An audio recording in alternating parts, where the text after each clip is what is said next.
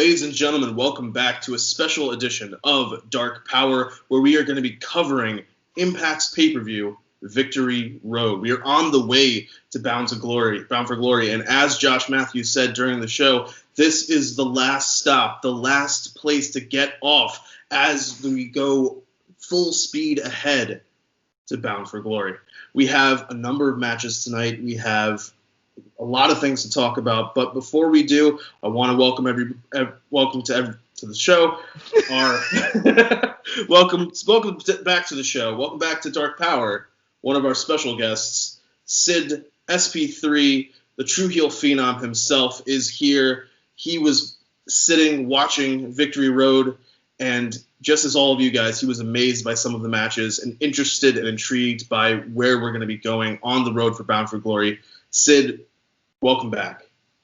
Thank you, sir. It is me, your True Heel Phenom SP3, back once again on Dark Powerrr. It's been a while. I think the last time I was on here was when we did NWA Superpower. Yeah. That was a fun show. I love your recaps of AEW Dark and Primetime Live and Impact Wrestling. I watch Impact Wrestling weekly, but Dark and Primetime Live I sometimes can't fit in my week, so I watch Dark Powerrr just like you guys at home should and do, because you keep me updated on the stuff that I miss.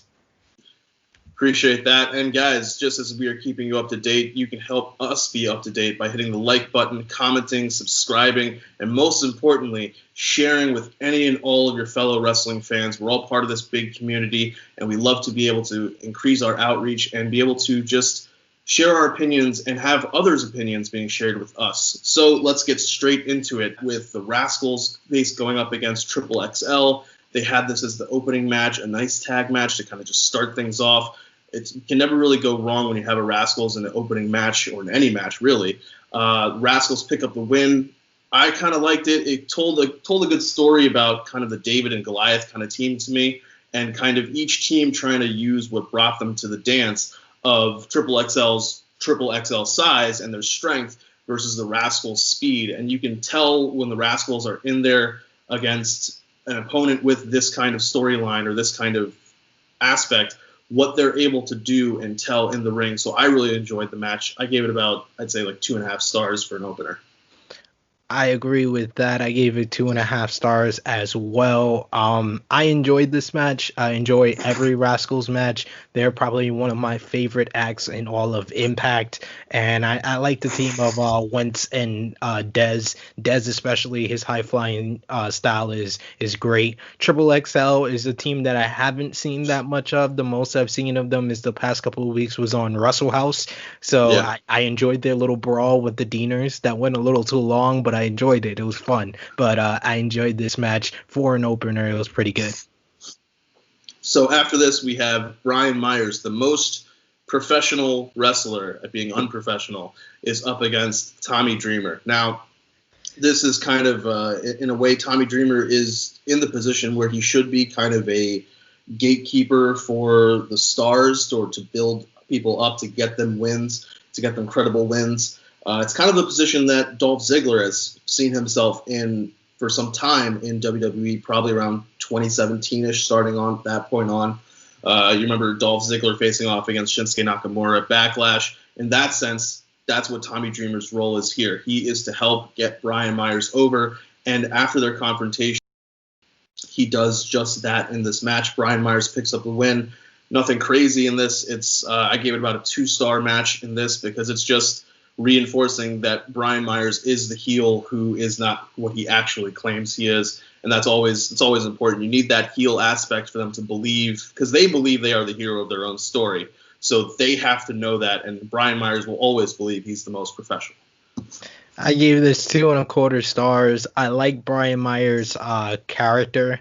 If I hadn't spent the last decade seeing him lose so much, it's gonna take a while for me to erase the memory of Kurt Hawkins, but the clothesline from Stanford, as he calls it, I love that. That's Stanford as hell. But that was a pretty good finisher. I was interested by that. I'm not so interested in them repeating this matchup. This seems to be one of my only negatives about Impact is that they tend to repeat matches that don't need repeating.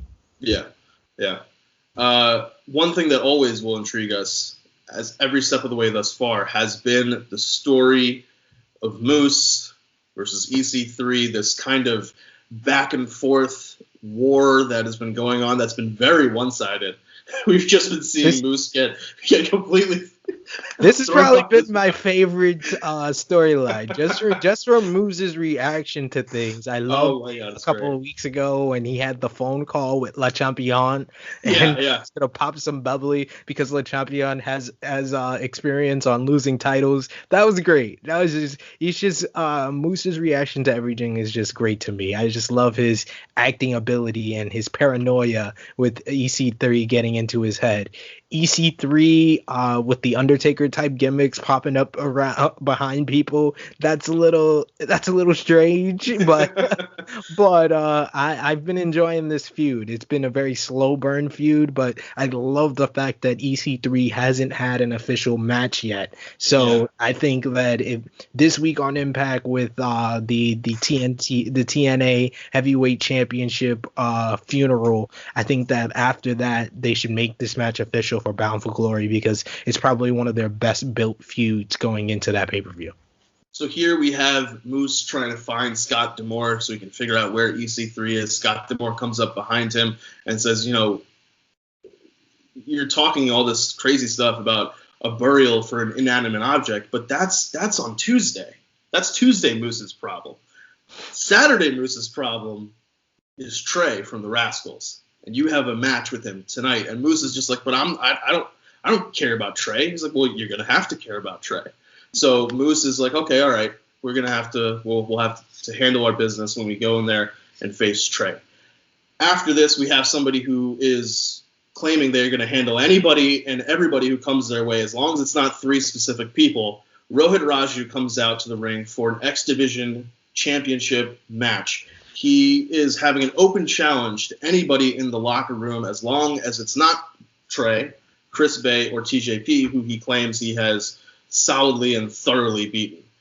Out of nowhere, we have Willie Mack coming to answer the challenge, and after about an 11-minute match back and forth, Rohit Raju does something that very few heels, even chicken shit heels, actually do, and he takes the count-out loss because it retains the title. I thought, it's a brilliant idea because they teased just enough of Willie Mack possibly being able to beat Rohit Raju just for Rohit Raju to take the easy way out, reinforces that he is a very good heel at what he does, and it constantly makes you reevaluate previous exchanges or previous moments for Rohit Raju because he has turned a page in his cunning and strategy ever since he actually masterminded his way to the title. So for the match itself, I mean, just a 1.5 star, 2 star. It wasn't anything crazy, but for the fact that he actually was a smart heel,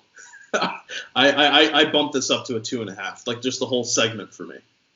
I gave this 2 stars. The match itself wasn't too much to it, but yes, I agree with you with everything that you said about Jew. For someone who had been jobbing out for his entire duration of being in Impact Wrestling, the long forgotten Desi Hit Squad, everything with that. I just love how he's kind of changed his character around. He looks more like a star. He's in great shape.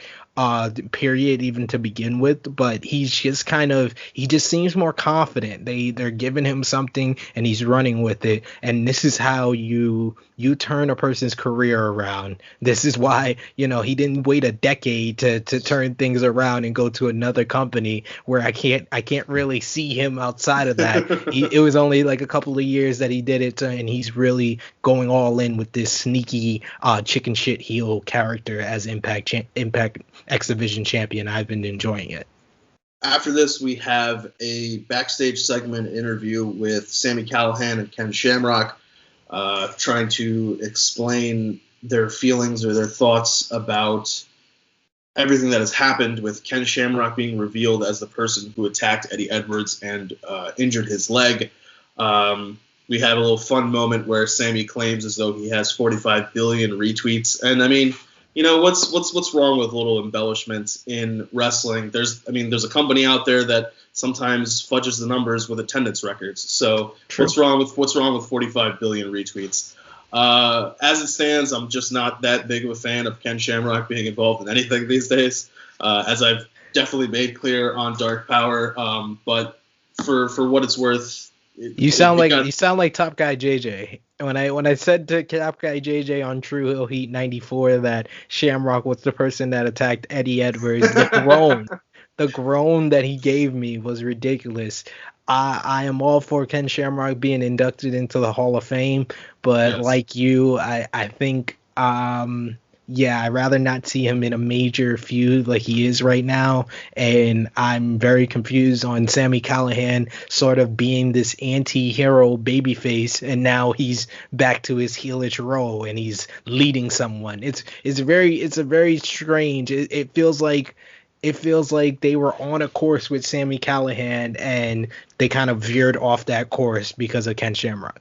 Well, I don't think it's because of Ken Shamrock. It's because of RVD. They had plans, I think, for RVD.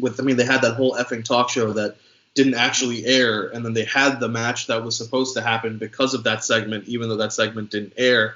And then RVD left the company, so I think they had to scrap whatever plans they had for RVD and Sami Callahan going future, and so they've just kind of shoehorned this Ken Shamrock thing back in, which I mean, not to say that I think Shamrock was probably going to come back and probably going to align himself with Sami down the road. That's kind of what they teased, but I don't think that they were going to do it this quickly, and that's kind of what makes it seem so jarring, because Sami went from not being a heel, like being more of a tweener role with RVD, to now being a straight heel, and there's no actual explanation as to why they attacked Eddie Edwards. Yeah, I'm just waiting for the answer to that question, and I'm just happy that, a couple of months back when Eddie Edwards was Impact World Champion, I knew there was the rumor that they were going to do Ken Shamrock versus Eddie Edwards at Bound for Glory. So I'm just happy that this is not for the Impact World title. That's the only positive I could see from this feud right now. Next up on the list, we have Teneal Dashwood facing off with Jordynne Grace. This is the rubber match for the series that these two women have had. Caleb with a K is their part of the match as Teneal's social media consultant with his coffee cup that says Caleb with a C because it's Caleb Conley. But this, I thought, was a pretty good match. I liked it. I gave this one more about like a 3-star range. It told a good story in Teneal, in just kind of bringing up different moments or reinforcing different things from the two previous matches of Teneal trying to cheat, of Jordynne having to power through, and Teneal gets the better of her, which kind of confirms more for me, maybe, or at least leads me to believe maybe that Deonna is losing the title to Kylie at Bound for Glory. You're setting up another heel competitor for Kylie to face. She'll probably have a rematch with Deonna, and then she may move on to Teneal. This gives Teneal a good stepping stone win because she now has solidly and determinedly beaten the former Knockouts champion. So can she now do it against the potential current Knockouts champion if it is Kylie Rae? So I liked it more for the overall kind of arc of which they may be going from it. I gave this match 2 3/4. I enjoyed it for what it was. I like the whole character Teneal Dashwood's going with Caleb with the K. I love the fact that his name title said Caleb with the K. That's just perfectly annoying to me. And the fact that his coffee cup also had Caleb with the C on it, that had to piss him off. I wish he would have brought some light to that. But I like the dynamic between Jordynne Grace and Teneal Dashwood. That's why I'm going to say I hate the fact that they booked this like a Monday Night Raw feud. We had 3 matches in like 10 days. Like they could have stretched this out. This could have been a match at Bound for Glory. You got Teneal Dashwood, who is high up. She's one of their top-notch knockouts. You got Jordynne Grace, who's the former Knockouts champion. This could have been a spotlight type of matchup. pun intended, at Bound for Glory, and they kind of rushed this. And to me, I mean, I'll wait and see what they do with both ladies at Bound for Glory, but I just wish they would have done the rubber match there. Yeah, I think if somehow they had been able to switch the wins, if Jordan had been the one who won first and then Teneal, then maybe Jordan trying to chase Teneal for the rubber match, whereas here they just gave it away for like kind of no reason. And what they could have done was had, if they were able to reverse it, which would have been weird, but if they had reversed it, then you have Jordan trying to chase Teneal, and then you just have Teneal not show up and say she's, because she's supposed to be this world traveler kind of travel blog person. You just say, oh, she's in Cabo or she's wherever, you want to just pick a place, and that's why she's not here. And Jordan keeps getting frustrated, and then you just get that Bound for Glory match. But yeah, it was a little rushed. The one thing I can think they can go to is if they do Teneal and Caleb with the K versus Jordan and a tag team partner in a mixed tag match at Bound for Glory. I'd be interested in that. That would be cool. Speaking of tag team partners, after this, we have Reno Scum in an unsanctioned match against Rhino and somebody who does not actually work for Impact, even though technically they actually work for Impact, in Heath. Now, we have all been part of the hashtag Heath for Impact, all of us around the world. There are more retweets for that than Sami Callahan's 45 billion. That's absolutely. For sure. That's absolutely for sure. You have stars on Cameo who, yes, they may have been compensated for their time, but everything they said came from the heart, absolutely for sure, in trying to support Heath. Walker, Texas Ranger.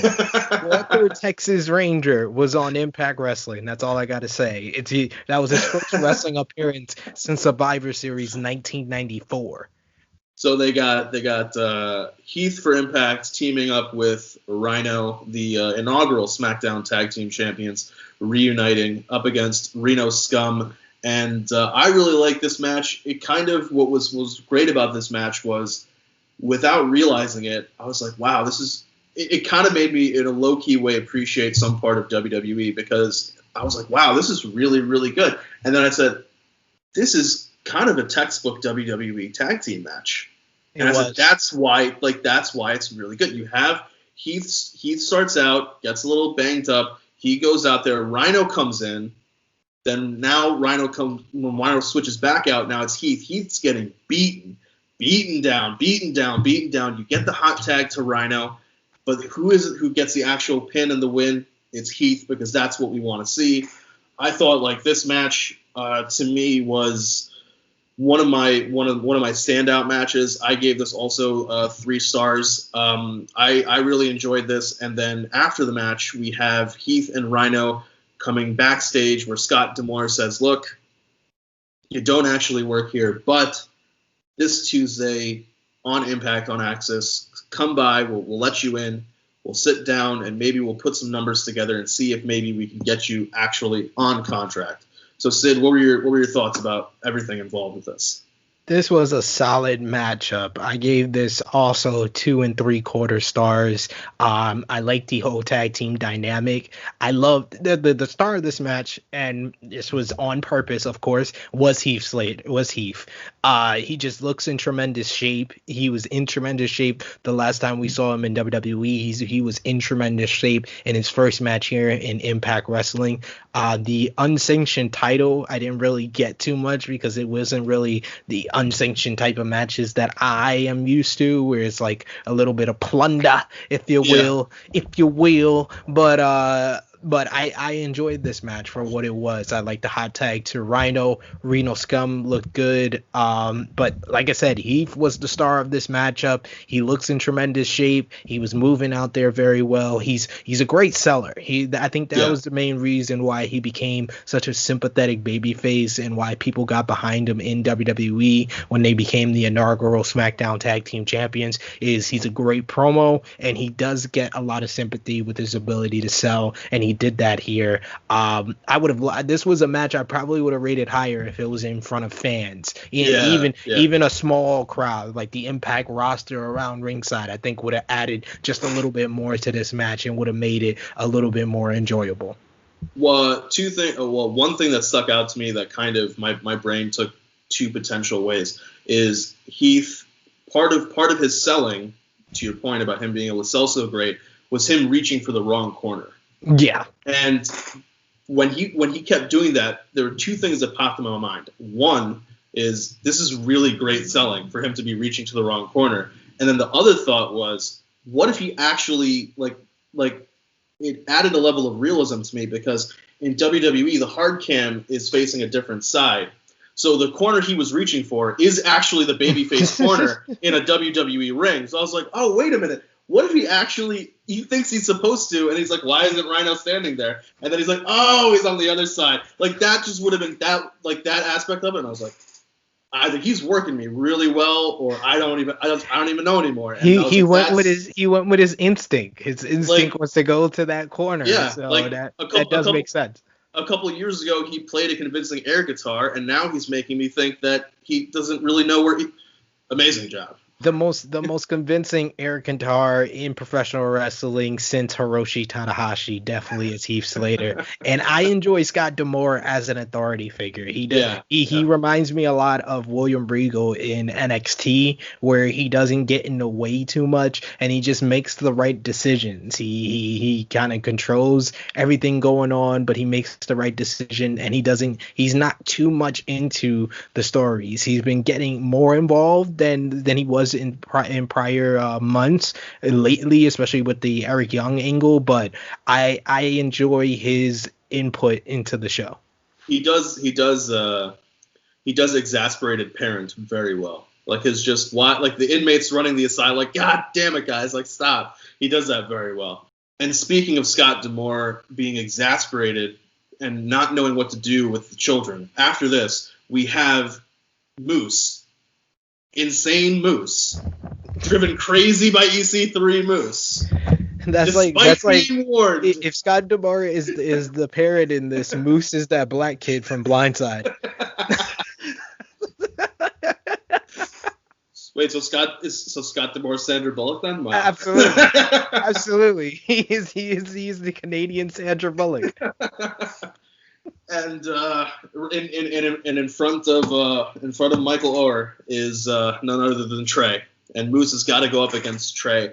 And these two had a really, really solid match not too long ago on Impact. To me, this match was better than that, because it's now you see kind of the culmination of where EC3 has driven Moose. Before, Moose was just, he had his TNA World Heavyweight Championship. He was giving title shots out left, right, and center. He was beating people up, but he was king of the world. He was on top. And in just a few short weeks, the derangement, the mental stress that EC3 has put on Moose is showing. And poor Trey has to suffer because of this, to the point that Moose is looking in the camera and he's like, they're going to start a GoFundMe. I didn't know how I felt about that. I don't know if this was like it's like too close to like actual deaths, and they do the GoFundMe. But what a line! I will say, what a line.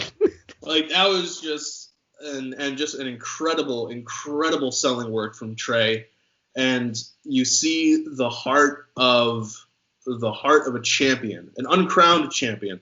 But actually, no, not an uncrowned champion. If you guys have been paying attention to Warrior Wrestling's shows, Trey is the current Warrior Wrestling champion. You did pick up that win in the triple threat. So he is a champion in many places, but especially in our hearts. He's been a guy that's on the cusp in Impact Wrestling, like whether it's been the tag team titles with the Rascals, whether it's been the X Division title against Ace Austin in the past or Rohit Raju recently, and the world title at Slammiversary. He just seems like he's always on the cusp of that one big win, even against Moose Pryor for the TNA World Championship, if you consider that a title. But yeah, he just seems like he's right on the cusp of getting that big win here in Impact.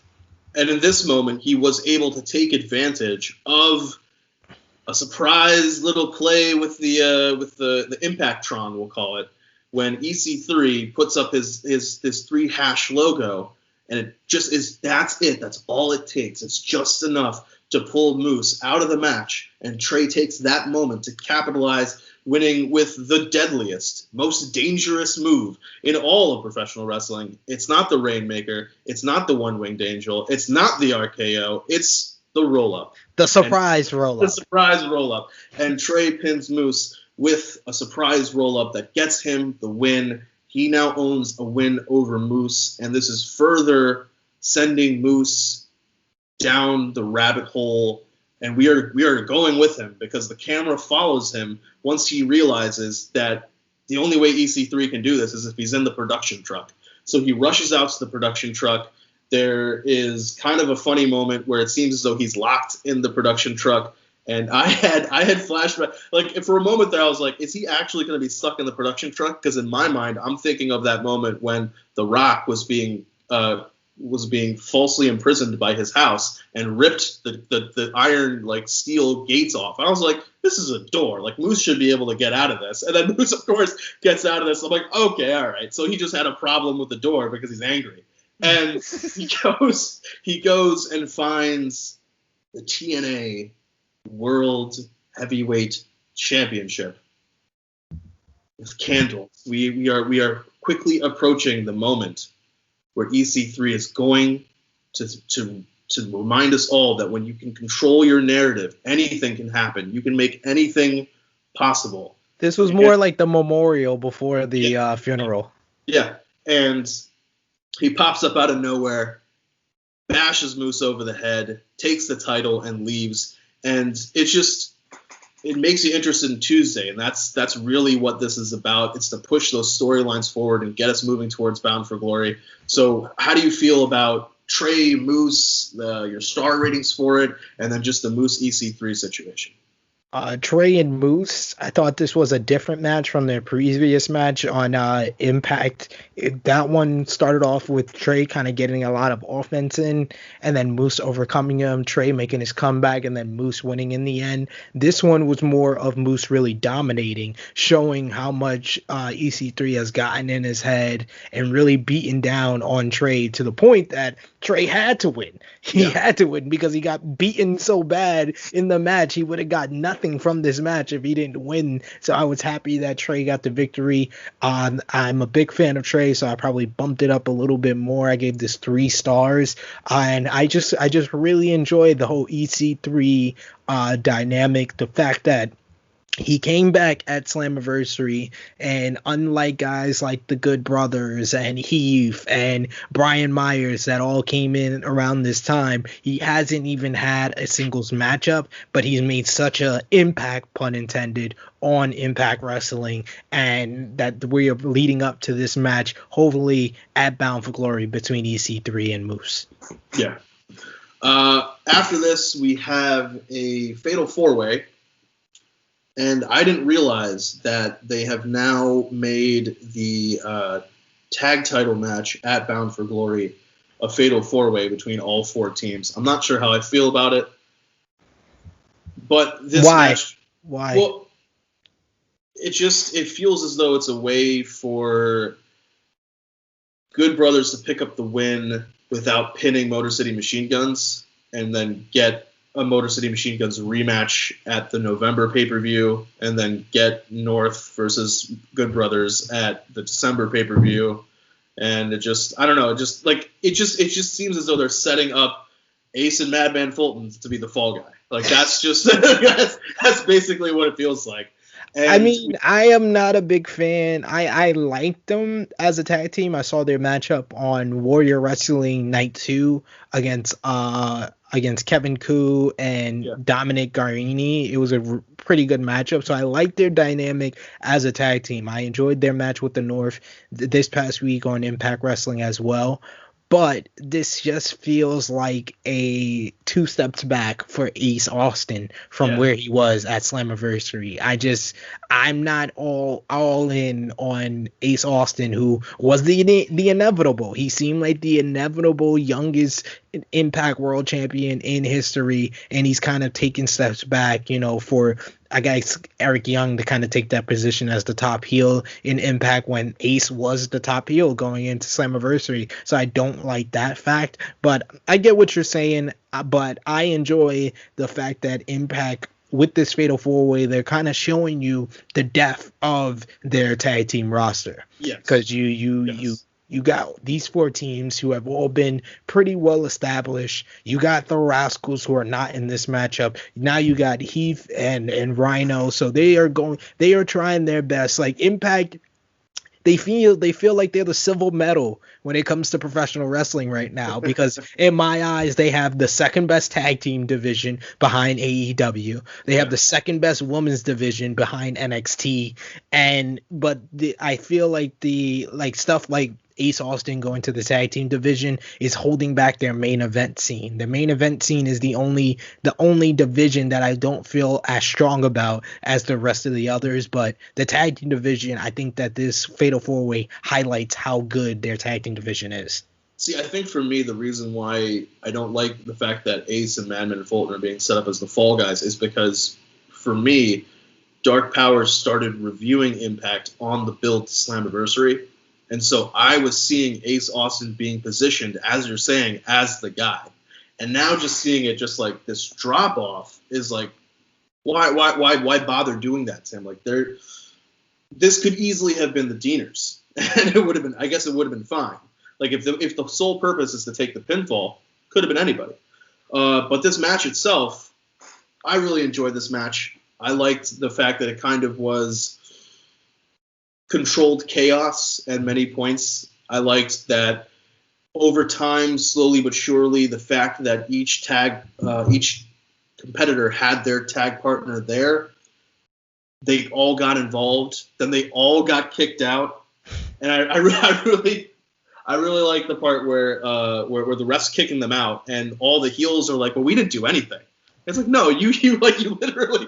They did though. They did because I'm like, I was very confused with the fact that it was the big LG who was the first person that got involved, and he kicks Ace Austin. I was like, what type of baby faces are the Good Brothers? Like the Good Brothers seemed like they were coming in being that Team 3D type of role in Impact. If you're an old school TNA fan, the way they came in, it felt like Team 3D. It felt like they were gonna be this babyface veteran tag team who are going to take over the division. And it seems like between the backstage segments, the push of the Motor City Machine Guns, they've kind of gone into this whole tweener mode when I thought the whole purpose of this Fatal 4-Way was to have two babyface teams, two heel teams. That's why I get the inclusion of Ace Austin and Madman Fulton, but a lot of the actions of the Good Brothers make me feel like they are, once they win the Impact Tag Team titles, they're going to be heels.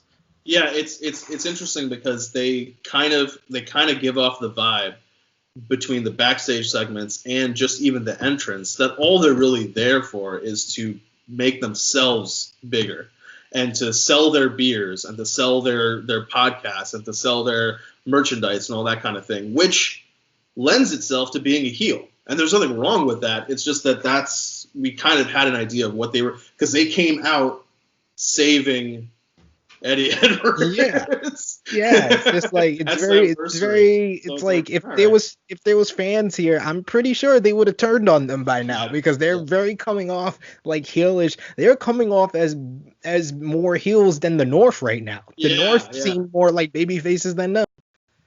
Yeah. I mean, because the North are just, I mean, in a way, the North's quest is a babyface quest. They are just trying to prove that they are who they say they are, which is the best. That's it. Yeah. That's what they're trying to do. So it's interesting. I will say that the tag match is definitely one of the things I'm most looking forward to about Bound for Glory. I will say, like, we're not getting into Bound for Glory predictions yet, but I do think it's leaning the Good Brothers' way. But this match, designed to be a teaser for Bound for Glory, definitely does the job. I only wonder that because it's going to be a fatal four-way, in essence, at the pay-per-view, whether or not they're going to try to get tables, chairs, ladders, that kind of stuff involved, because in that situation, all of that will be legal. And the fact that, say, Big LG, Luke Gallows, wants to hit Ace Austin, that will kind of be much more legal and allowed in that kind of match than it was on Saturday. So I'm interested to see whether or not they kind of add some kind of twist to it based off of what we're seeing here. After this, we have the backstage segment where. Well, I gave that match 3.25 stars. I just felt like it should have been a little bit longer after everybody was kicked out. I think it really hit another gear when it was just the four guys out there. But really good matchup. I gave this one a 3 stars. So after this, we have Tommy Dreamer being the actual professional and going to Brian Myers and trying to shake his hand, and Brian Myers being the most unprofessional wrestler in the world and saying that he's not going to shake Tommy's hand, and then kind of doing that, bringing up I thought I was going to get the innovator of violence, and back in my mind I was like, but nothing was legal in the match. It was a regular singles match. Why would he have, Tommy was professional. Like, what are you? What did you want, Brian Myers? If you wanted innovator of violence like that, like, you got action figures, you could just do that on your own time. Get ECW Anarchy rules. Why not? But Tommy Dreamer says if the innovator of violence is who you want, then Tuesday we can do something. And that part of it seems kind of weird to me, because not only do you not need the rematch so soon, but on top of it, why does Brian Myers take the match? He already beat Tommy Dreamer. Like, if we're following the Rohit Raju textbook of being a heel, Brian Myers has no reason to take this match. He already beat Tommy Dreamer clean. So, yeah. But anyway, after this, we have our Knockouts match of the night, our Knockouts title match, when Deonna Purrazzo with Kimberly goes up against Susie with Kylie Ray. And I really liked this match.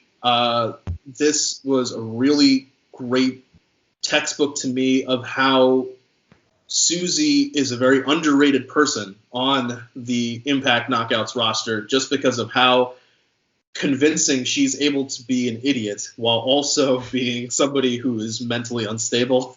like that just aspect of it is just really super reinforced, even if it's just as simple as knocking Deonna down and then looking over at her and waving hello, even though the match is already going on, just those little things. And I really like the match. I gave this one about 2 3/4, 3, somewhere in that range.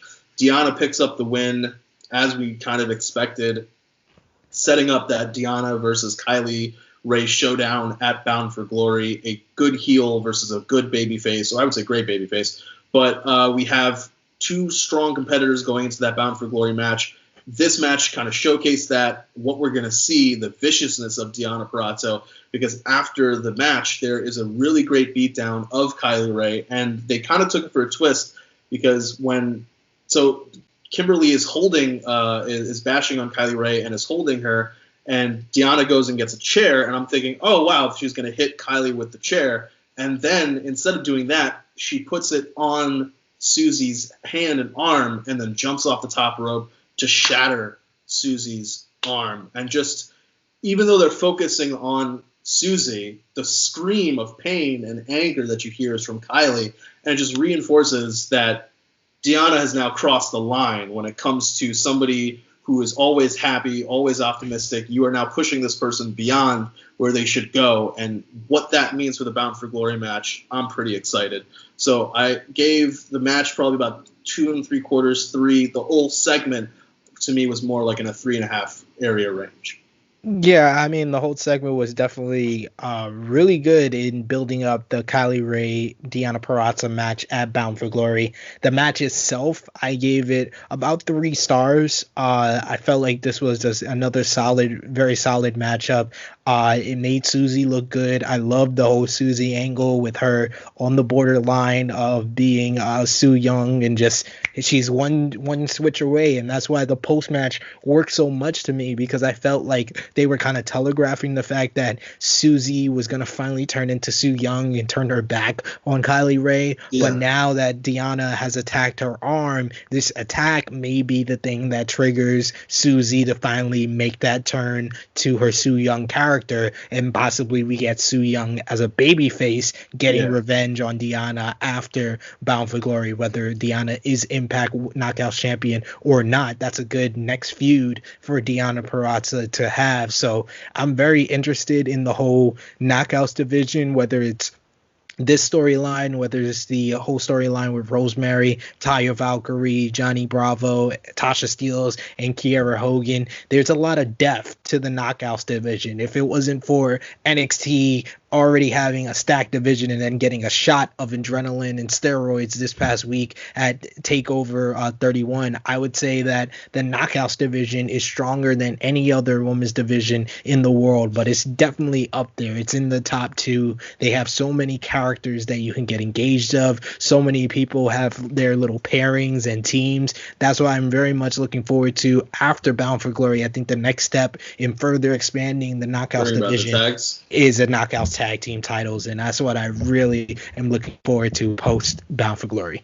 And one thing I will say is Impact does a really good job of sometimes just playing it straight. Like, people who should get wins, but then also sometimes keeping us guessing. Because right now, with the 2 women's matches that were on the card, they set up Teneal as a very strong challenger for Kylie, should Kylie win at Bound for Glory. And also Susie/Su Yung being a very strong challenger for Deonna if Deonna wins. So either way they go, you're like, okay. But right now in this moment, you're thinking it could go either way. And that's something that I think they did really, really well. And finally, guys, we have our main event. And our main event for the evening is Eric Young defending the Impact World Championship against an injured, a battered, a bruised man whose pride has been hurt in Eddie Edwards. He has faced attacks from Eric Young. He has faced attacks from Ken Shamrock. He has faced just the challenge of a man who has seen his wife get assaulted by Eric Young and had to have Tommy Dreamer step up and defend his wife and his family's honor. He has had the not misfortune, but just the pain of dealing with wanting to be a fighting champion and having that taken from him when Eric Young chose his moment and picked his shot. And all of that is coming to a head when Eddie Edwards does his best to take the World Championship away from Eric Young. But a world-class maniac is a world-class maniac for a reason. And Eric Young, in a very good match, picks up the win over Eddie Edwards. The main event, I thought, was about a three-star match. I liked the ending with Rich Swann coming out and setting and just building upon what's going to happen at Bound for Glory with Rich Swann versus Eric Young. I thought the match itself was really, really good, showcasing both guys. And I think if we are going to get Eddie Edwards versus Ken Shamrock, Eddie has a very, very good reason to go after Ken Shamrock, because you have a good reason to go after anybody just because of them attacking you. But when that attack plays into you being unable to fight for your family's honor and fight for the locker room's honor, when that's something that you say is so important to you, when you're lashing out because of that, you are going to definitely want to take down the person who put you in that position in the first place. So I love how they built out of it. And it was a kind of a predictable result. We know that it's supposed to be Rich Swann versus Eric Young at Bound for Glory, but the how we get there is always just as important as what the end result's going to be. So I think they knocked this one out of the park. Sid, how did you feel about it? I think you're underrating this match tremendously. This was by far the best match on this show. This was borderline great. I gave it 3 3/4 stars. I felt like it was just on the cusp of being great. I think if it would have went just a little bit longer, maybe a minute or two longer, it would have hit that great level, because this was just a great match, great in-match story with Eric Young focusing on the ankle that he injured, that Ken Shamrock re-injured this past week on Impact, and his work just was like the commentary said, it was hard to watch at some points, because you're just like, come on, Eddie, I know you're die hard, but just give up already, because he's gonna make sure you don't fucking walk. And just a lot of the moves, Eddie's comeback was definitely compelling, with him botching the Blue Thunder Bomb, which made it better with Eric landing on his face, that he had to redo the Blue Thunder Bomb, and then he hit a third Blue Thunder Bomb from the top rope. Eric reversing Eddie trying to look for a superplex on the top rope by freaking slamming his ankle down on the mat from the top rope. That was just great work. And then the finish with him freaking bending the ankle as he did the power driver, and then locking in that knee bar. And then they have established Eddie Edwards as this never say die, never give up type of character. That's what made the tap out victory for Eric Young that much stronger. This was a match that definitely established Eric Young as not only the top heel in Impact Wrestling, but as a credible heavyweight champion. And I love this match so much for that. Yeah, I think the only thing for me was that, in a way for me, because the previous matches were the timing that they were, to me, the match almost felt a little too long. Like, it could have been a couple minutes shorter, and I think that's kind of what the reason why I had to bring it down a little bit. But everything you're saying is just reinforcing this amazing storyline that they've written. And it's pretty crazy to think that coming into Slammiversary, Eric Young was not even on the roster. We had no idea that it was going to be him. We had no idea anything was going to be involved. Then we see Rich Swann, and we're like, oh, wow, Rich Swann's back. This is great. He's coming back from this amazingly devastating injury that he sustained. This is awesome. Then Eric Young shows up, and it's like, oh, wait, hold on. Eric Young, all right, okay. And then how they've gone from Slammiversary to Victory Road. Forget the next 3 weeks to get to Bound for Glory, but just Slammiversary to Victory Road. Despite the fact that, coming into Victory Road, you're thinking Eddie Edwards is not going to win this match. The fact that they were able to just build the storyline of, it's not about whether or not he should win the match. It's whether or not he's not going to refuse to give up in this match. That's what will Eric Young have to do to put him down. And it's that is, and just because, and the other thing is that Eddie Edwards came into this match with a leg injury. Rich Swann is going to come into Bound for Glory with a leg injury. And that parallel, that is something that I liked about it, just the story that they're telling. So, yeah, just phenomenal main events. For me, a little bit shorter, actually, and I think I would have liked it a bit more. I like the length of it. It felt like a world title matchup. I think that probably you're saying that it should have been shorter because you knew the outcome going in, which I do get, but you had to make it long to make this. I think that this main event kind of elevated the entire the entire show due to how good it was, and it definitely, like you said, sets up Bound for Glory well. And I will say Eric Young and Rich Swann has been one of the best told stories in professional wrestling. I put it on par with anything in WWE, anything in AEW, anything in New Japan right now. This is one of the top feuds in wrestling, and this is they have a great basis to set off on the next 3 weeks going into Bound for Glory, and this is one of the biggest matches that I'm looking forward to at that pay-per-view. It's such a reminder about how powerful having a live crowd is, just because there are storylines in AEW that feel bigger and better because of having a crowd. Yeah. There are storylines in New Japan that feel the same way. probably storylines in WWE where wrestlers are being told how to cheer, but still, it's being told to the audience that this is just that noise factor of it. Even if Impact were to somehow, I don't know, because the Impact Zone is so small. If they piped in crowd noise, it would feel a little weird because there's no way to do a shot really without showing that there's nobody standing there. But just I hope that in 3 weeks' time at Bound for Glory, they are able to have somebody there, even if it is having the locker room out there. And honestly, what I think would be really cool is even if it's just for this match, even if it's just for Eric Young and Rich Swann, they say that because of everything Eric Young has done to the roster and because of everything that Rich Swann means to the roster themselves come out and they form the crowd. That I think would be phenomenal and would get that EY Rich Swann match just over the top to be, because these are two guys that can put on an incredible match. And I think with a crowd, it becomes even better. So yeah, I'm definitely looking forward to that. So alrighty guys, we have given you everything there is about Victory Road. We are now on the way, full throttle, full speed ahead to Bound for Glory. But before we let you go, we got to give you our match of the night, our MVP, our LVP, and just our final thoughts. So for me, match of the night, I think we're both going to be in agreement here. Eric Young versus Eddie Edwards, for sure. Unanimous. Unanimous, for sure. My MVP, I gotta give it to Eddie Edwards for his ability to tell the story in the ring of just what a win means to him and what fighting for the honor of the locker room means to him. And even if it's like a co-MVP, I want to give it to Moose just because of how well Moose is portraying this unstable character, because we have characters in Impact who are unstable.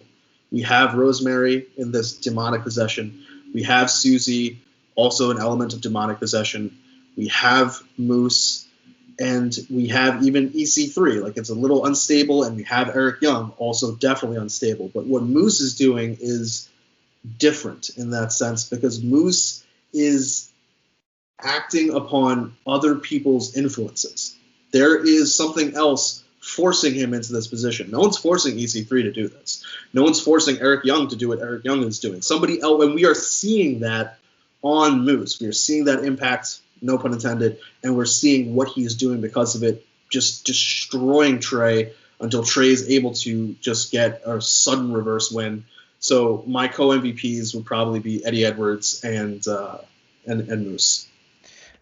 I'm going to go with the Impact World Champion, Eric Young. He is one of the best heels in the business right now. And for a guy who was forgotten on Monday Night Raw and SmackDown, and he was the leader of Sanity in NXT, but he never seemed like he was the guy they were going to build as the star. That always felt like more Killian Dane always, or Nikki Cross compared to him. He has turned his career around and revitalized it, being back in Impact Wrestling. So I got to give it to him for MVP. I gotta say, like, it just reinforces so often that WWE will sign a lot of people and they just really not know how to use them properly. Not know what a goddamn thing what to do with them. It's sad. It's sad sometimes, but you kind of just shrug your shoulders after a certain point, like, that's WWE for you. I want to give a special shout out to the commentary team in Josh Matthews and Madison Rain, in that they're not the best commentary team, not at all. However, they seem as though they are having the time of their lives doing this. Because just a great, and just so many fun inside jokes that they're making about each other when they do not talk about the fact that they are actually married is just absolutely hilarious to me. Like, that part of it, like, it just fun things like when Josh Matthews will say, like, oh, like, so you lost a bunch of times, that means. And it's just like, and just the silence that'll happen from Madison Rain, or just the way she'll make fun of him. It's just, you feel as though they're enjoying not just what they're watching, but who they're sitting next to and doing the job with. And that's always important. So always want to give them a nice little shout out. They have a nice banter with each other, but Yeah. I really can't wait for my boy Don Callis to be back for Bound for Glory. To the point that at one point when Josh Matthews was annoying Madison Rayne, she said, "Can I just get Don Callis back? Like, why do I need to have you?" And it's like, but that's your husband, lady. Like, come on. Awesome stuff. like that part of it.